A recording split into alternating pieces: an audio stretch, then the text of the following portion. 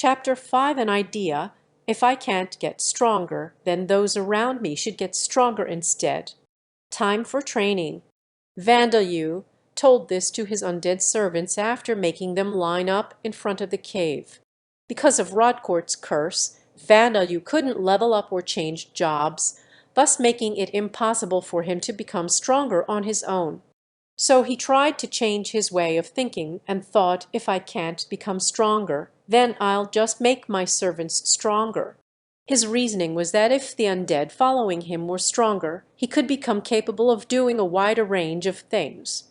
Going into the town with them might be difficult, but Mon did say that there were some adventurers that had jobs in which monsters did their bidding, like tamers, lesser mages, and summoners, so it'll work out somehow.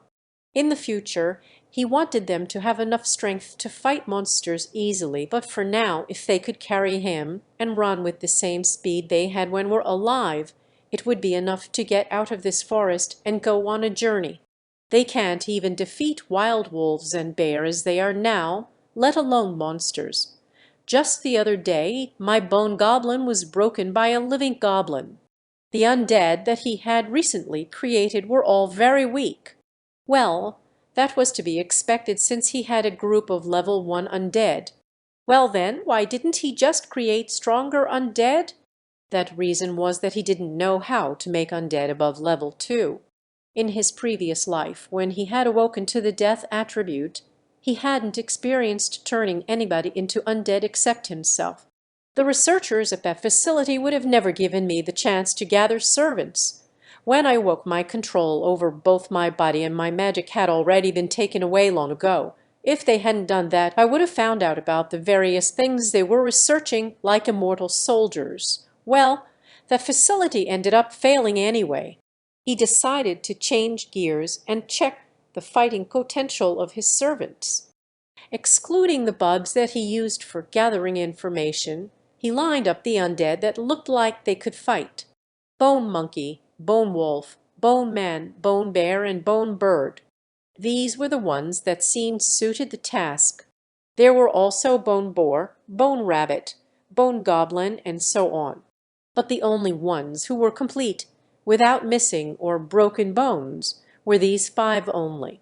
Well then, let us start the training. Wait, what should I even make them do? Vandeleur, who suddenly realized that he had no idea about what to make Bone Monkey and the rest do, was at a loss for words. Even amateurs had an idea about what to do when training in order to become strong. One would run to increase stamina and do strength training to increase muscle strength.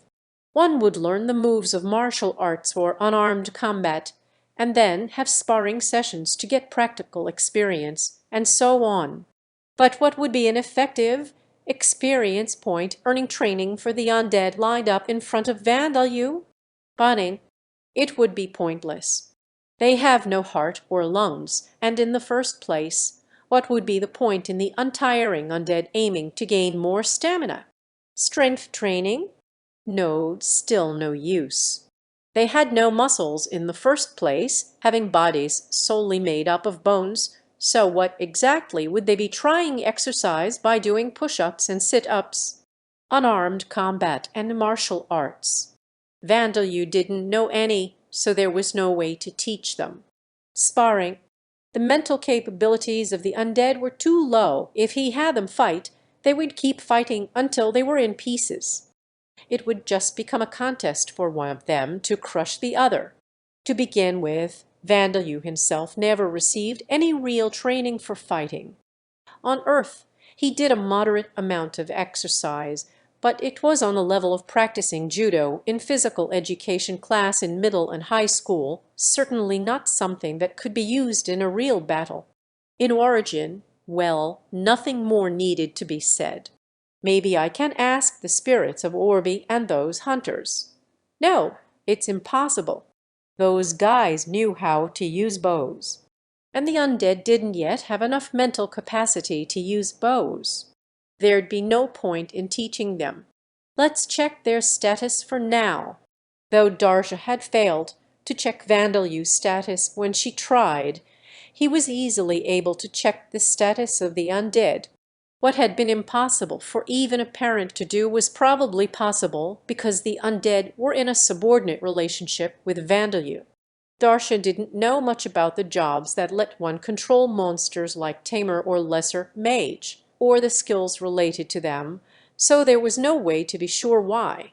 The status of the undead was the following. Name: Bone Monkey / Bone Wolf / Bone Bear / Bone Man / Bone Bird. Rank 1. Race: Living Bones. Level 0. Passive skills: Dark Vision. Active skills, and they're weak, too weak. The undead all belonged to the same race, regardless of what creature's bones had been used to make them, and they all had the same status. Living bones, corpses that moved despite having become only skeletons after death. They had no other special characteristics. They did move, but their movements were clumsy and their strength was far below that of an average adult male. As for agility, they weren't capable of running, their movement was slow. In addition, they couldn't use the abilities and skills that they had while they were alive. The bones themselves were hard, but it would be easy to defeat them by attacking their joints. They had almost no intelligence or instincts, and at most they would make practice dummies for apprentice adventurers. In short, they were undead that couldn't be relied on in battle. So how am I supposed to make these guys stronger? I created them 2 months ago and they are still level 0. I guess that means that they haven't done anything that would gain them experience points as living bones. Then what would gain them experience points? Swordsmen would gain experience points through battles and training, farmers through farming, and weaponsmiths through forging weapons. So what would undead need to do to gain experience points? How did monsters normally gain experience points? By killing humans, maybe? It occurred to him that they would need to harm humans as monsters would do, but even if this would work, it would be difficult to do in practice.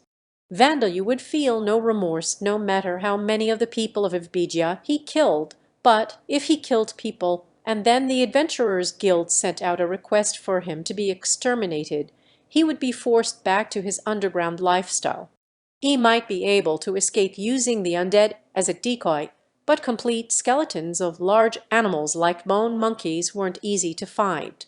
They weren't servants that he could use carelessly. Well, let's try killing things like rabbits and mice. Because Vandeleur had needed fresh blood as a replacement for his mother's milk, the undead had captured animals like rabbits in traps, but kept them alive. Vandeleur would then bite them with their fangs to suck out their blood. If the undead killed the animals themselves, they might be able to gain experience points. The next day, the undead successfully captured a goblin alive. High Priest Gordon's expedition had decreased their numbers, but not completely wiped them out. There was a reason the Adventurers Guild was always requesting the subjugation of goblins. G tilde. There was no way to know whether the goblin was trying to be menacing or hurling insults at them in the goblin language, but it was shouting in an annoying voice as the undead held it down. So this is a goblin. Vandeleur looked at it with excitement, though his face was expressionless. It really was a fantasy world, he thought. Goblins. They were the typical small fry monsters found in numerous fantasy works, and it seemed like Lambda was no exception. It was a lower-rank monster that not only lived in devil's nests that were inhabited by monsters, but also lived in normal forest and even grasslands. Its body had dark green skin with a height reaching around the chest of a grown human, and it had long ears like an elf, but its face was incomparably ugly. Its strength was about the same as an average human, if not a little less, and it wasn't particularly agile. Its mental age was the same as a 3-year-old, and it armed itself with a tree branch while using the hide of an animal to cover its body for protection. It was at rank 1 and stronger than a single of the living bones undead, but if alone, it was so weak it could be taken down by a farmer with a hoe. However, there were several superior types as well, so it was wise to be cautious. But the thing goblins were feared for the most were their reproductive capabilities and adaptability. When breeding, goblins birthed at between 3 to 8 children at once. The newly born children became full adults in 6 months. The goblins could keep on increasing in numbers regardless of if they were in the middle of a scorching desert or in the middle of winter. Oh, and there's also the setting that often occurs in fantasy works where they kidnap human women. Though apparently it's not as common as orcs doing that. He considered the knowledge Darsha had given him, but he thought it unlikely that the goblin in front of him could do that. Simply because it didn't have the strength to. For now, all of you go ahead and deal the finishing blow together. His initial excitement was over, now it was time to see if the undead could gain experience points or not. Gia, Bone Monkey and Bone Man hit and kicked the screaming goblin on its head. Bone Bear and Bone Wolf bit and scratched it, while Bone Bird pecked at it. It was a gruesome method, but since the living bones couldn't finish off the goblin in one hit, it couldn't be helped. Within 10 seconds, the goblin stopped moving. Vanda, you check the status of the undead. Name: Bone Monkey / Bone Wolf / Bone Bear / Bone Man / Bone Bird. Rank 1. Race: Living Bones. Level 2. Passive skills: Dark Vision, Active skills, and they had leveled up from level 0 to level 2. Oh, they leveled up. Now it's clear that undead can gain experience points from killing living things.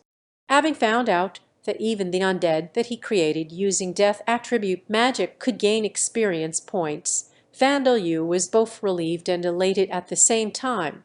With this, the prospect of living as an adventurer somewhere away from the influence of a mid-empire and the Church of Alda wasn't impossible. He felt really good. I feel a little too good. Status.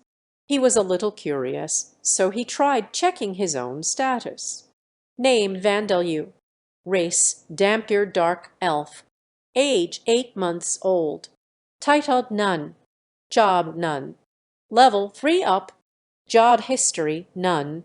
Attributes: Vitality 24, Mana 100,001,203, Strength 29, Agility 4, Endurance 31, Intelligence 29, Passive skills: Superhuman Strength Level 1, Rapid Healing Level 2, Death Attribute Magic Level 3, Status Effect Resistance Level 3, Magic Resistance Level 1, Dark Vision, Mental Corruption Level 10, Death Attribute Charm Level 1, Active Skills, Bloodsucking Level 2, Limit Break Level 2, Golem Creation Level 2, Persis. Experience gained in previous life not carried over.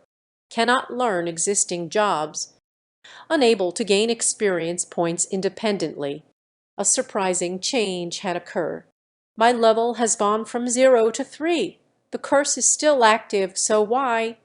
In the 8 months that he spent after being born on this planet, Lambda, his level had not increased at all no matter what he did. Even when he practiced death attribute magic, or killed rabbits by sucking them dry, or even killed Orby and his partners in the same way. He checked his status again. There was no mistake. However, the unable to gain experience points independently curse was still there. Then why? As Vandelyu was thinking about this, an explanation came to him. Maybe when Bone Monkey and the others gain experience points, a portion of that goes to me? On Earth, there had been games with systems where when friendly monsters or the clones of the protagonist gained experience points, the protagonist gained a portion of those. Had something similar happened here? The effect of the curse just stops me from gaining experience points on my own, but gaining experience points by having the undead under me earn it for me is effective. For curse of God cast on me, that's too big of a loophole. to overlook the fact that Vandeleur could get around the effect of the curse that had been cast in order to drive the death attribute-wielding Vandeleur to suicide by having the undead gain experience points for him. It was such a big loophole that he thought it was some kind of trap for a moment. Rodcourt wouldn't even have to think for a second to realize that Vandeleur could create undead. However, the more he thought about it, the more Rodcourt seemed like a simple fool. Now that I think about it, what he is doing is basically just passing all the work to us, giving strength and opportunities to us, to everyone excluding me, and then offering no detailed instructions or following up with us afterwards. In that case, it would be natural to think that he wouldn't be able to predict something like this.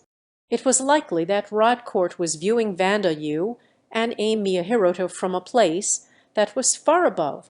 It wasn't like a nobles and peasants relationship. It wasn't even in the same dimension. It was like the relationship between a player playing a simulation game and the player character inside the game. That was the extent of the gap between them. That was why, even though he had put Vandeleur through such a terrible experience, he had merely thought that was wrong of me and nothing more. That was why, on top of that, to make Vandeleur give up on his revenge, Rodcourt thought nothing of trying to drive him to despair so that he would commit suicide. That was why Rodcourt didn't think too deeply about Vandeleur. To him, Vandeleur was just one character among 101 characters. That's why it was a curse like this. At this rate, I might be able to do something about my job too. Vandeleur felt delighted and invigorated, but at the same time, remembering all those things made his wrath against Rodcourt flare up again. And then he renewed his vow to never commit suicide, a vow that he had made to himself many times before. Incidentally, he went ahead and had the corpse of the goblin buried. The blood of goblins tasted bad. There were no raw materials to be gotten from it, and since he wasn't an adventurer, he couldn't collect a bounty on it, so there was no point keeping its body parts as proof of killing it. He thought about turning the corpse into undead, but thinking that increasing the numbers of bodies that needed training would be a hassle, he said goodbye to it. When the sun had completely sunk below the horizon, a bonfire could be seen burning in front of the cave in the forest.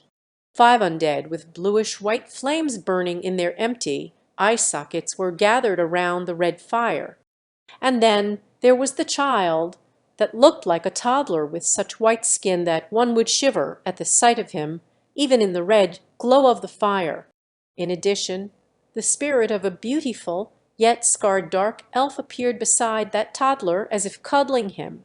If a traveler happened to come across the scene, such fear would be instilled in him that he would run away as fast as he could. The dark elf's spirit slowly opened her mouth. It was an awkward song. It was said that it was the song that the champions had sung on their birthdays long ago, and it was still sung on birthdays in Lambda to this day. Ka-ka-ka-ka-ka-kasha-kasha-kasha. The undead that had nothing but bones, instead of the song, began making sounds with their teeth and beaks, or their hand or feet bones in rhythm with the song. Happy first birthday, Vandeleur. Receiving the blessings of the spirit, the toddler breathed in, and whispering a few choice words, blew in the direction of the bonfire. Heat leech. The bonfire, which was robbed of its heat by the magic spell imbued in the breath, promptly went out. The surroundings became pitch black, but the hearts of the ones present were shining like the sun. Happy first birthday, Vandeleur. Your mother is really happy. Thank you, mother. The humidity of June in the country of Murg was less than that of early summer in Japan. Vandeleur had turned exactly 1 year old today. They were gathered here to celebrate his birthday, but he couldn't deny that it was less than glamorous compared to the birthday parties in typical households in both Earth and Origin. There was no cake and no presents. Their feast consisted of soup, with stock made from the bones of a raccoon with its meat finely minced and cooked with some spices, and, of course, the fresh blood of a raccoon, though he had forcibly made the hard, smelly meat of the raccoon into something edible. It was in no way an excellent meal. For a dampier like Vandeleur, it could be said that the blood was the only saving grace. I'm really sorry. If your mother was still alive, I'd have made you a proper feast. None the less, Vandeleur was happy. There's no need to apologize, mother. I'm very happy. Vandeleur had lived on both Earth and Origin, but this was the first time he was experiencing someone celebrating his birthday. In Origin, no researcher would celebrate the birthday of a guinea pig. To them, it was probably nothing more than increasing the number in the age field of their data records by 1. On Earth, he had lived with his uncle's family, but was told, you're going to becoming a very responsible adult in the future. So if we start celebrating your birthday or Christmas while you're a kid, you'll become spoiled and thus receive no presents or cake. He had never even been congratulated once, even though the uncle did celebrate his own children's birthdays. For Vandeleur, this was his first birthday party. Vandeleur. Besides, today is a very memorable day when a lot of happy things happened. Vandeleur said to Darsha, who had become teary-eyed and reminded her about the other memorable things that had happened. First of all, he had become able to speak properly. This was a surprisingly important thing, because by being able to speak words, he was finally able to chant the spells he was casting. Up until now, he had been unable to chant the spells, and had been forcibly activating them by using an absurd amount of mana. Therefore, each spell used mana several times more mana than it normally would, and its potency was less than half of what it would normally be. If he hadn't possessed such an abnormally huge amount of mana, he would not have been to come as far as he did. However, since he did come this far without reciting the spells at all, as soon as he was able to speak, he gained the chant revocation skill, which allowed him to cast spells without chanting them. Apparently, it was such a rare skill that even Darsha was shocked, although she was a little bit depressed by the timing. Translator's note, I think it's because her baby just learned to speak, and now he doesn't have to. In addition, Bone Monkey and the other undead had reached level 100 and increased their rank to 2. Name: Bone Monkey / Bone Wolf / Bone Bear / Bone Bird. Rank 2. Race: Bone Animal. Level 0-7. Passive skills: Dark Vision. Active skills: Name: Bone Man. Rank 2. Race: Skeleton. Level 4. Passive skills: Dark Vision. Active skills, and, as usual, there were no skills except Dark Vision, but there were great benefits that had come with increasing their rank. The overall attributes of Bone Monkey and the other undead, which had now become bone animals, had increased to match the values they had as when they were alive. In addition, they now not only obeyed Vandeleur's commands, but had their own intelligence of normal beasts. Bone Man was the only one that had changed into the skeleton race after the rank up, but that was a given since he was made of the bones of a human. He had the strength and agility of an average human, and from the viewpoint of adventurers it was still a small fry, but for Vandeleur it was a reassuring addition to his forces. If he made him wear the leather armor that he had obtained from Orby and the other hunters, and then equip him with a dagger and wooden shield that he had made by creating a wood golem, he could prepare a fine skeleton warrior. Right now, it was practicing using a bow. Incidentally, Vandeleur had also reached level 100. However, since it was the level 100 of Nunjad, his attributes did not increase that much. Although he had technically fulfilled the requirements for a job change, he didn't have access to the facilities required for a job change, namely the special rooms that could be found in various guild or temples, so it was meaningless. Finally, even though his forces had come together somewhat, Vandeleur thought that it was still too early to exact his revenge on Evbedia. His power was still far too little.